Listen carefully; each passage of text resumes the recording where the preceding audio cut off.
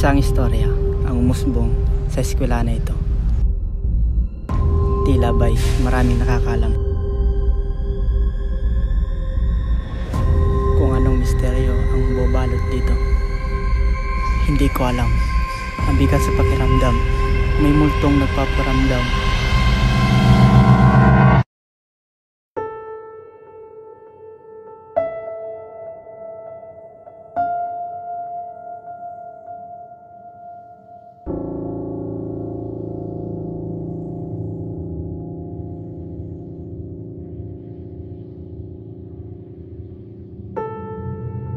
Alam mo ba, naramdaman ko ang presensya ng kaibigan natin.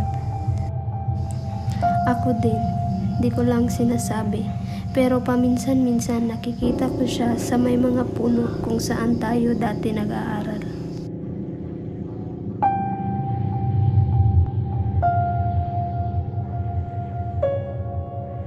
Sa bawat patak ng pawis at oras na inilaan sa dulo ng semestre, ang kanyang tagumpay ay napalitan ng karimlan. At sa bawat pagtingin sa likod, tandaan, hindi lahat ng multo ay galing sa kahapon. Ngunit ang multo ng pag-aaral ay nasa ating harapan.